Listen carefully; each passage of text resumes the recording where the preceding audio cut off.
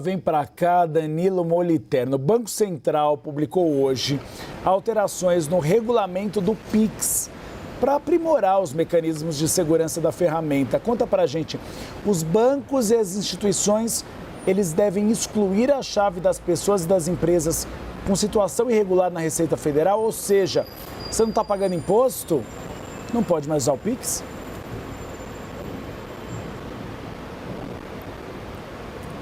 Olá novamente, Uribe. Alteração no regulamento do Pix chega a arder a orelha do jornalista. Vamos falar sobre essa história, é importante a gente dividir ela em duas linhas. Primeiro, as medidas do Banco Central e segundo, a comunicação do Banco Central.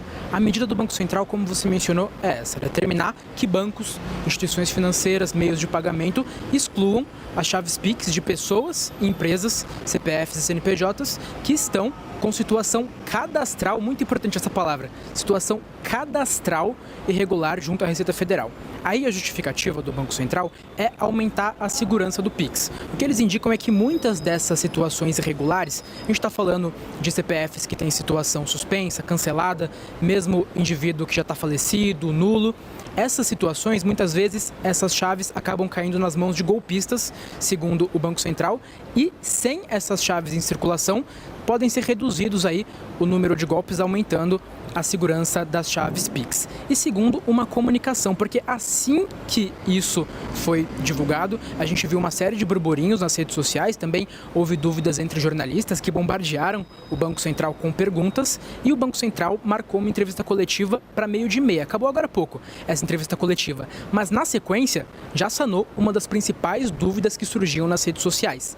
Não, situação irregular fiscal não vai levar à exclusão da chave Pix, somente situação cadastral, aquela que diz respeito à atualização de dados, atualização de registros. Se a pessoa deve declaração de imposto de renda, tem alguma irregularidade que diz respeito ao fiscal, isso não impacta, não será excluída a chave Pix. Na sequência, portanto, o Banco Central faz essa entrevista coletiva, inclusive o porta-voz do BC reforça essa informação de que a situação irregular fiscal não levará à exclusão, também indica que os bancos terão cerca de um mês para fazer com que essas novas regras passem a valer, e indica também que somente aquelas chaves que tenham indícios de irregularidades, de fraudes, serão aquelas que serão excluídas. E é muito importante a gente falar sobre comunicação e sobre esse processo em que logo na sequência surgiu esse burburinho em redes sociais, porque nessa mesma entrevista coletiva o Banco Central admite: o termo Pix é um termo sensível, a gente percebeu isso, resolveu fazer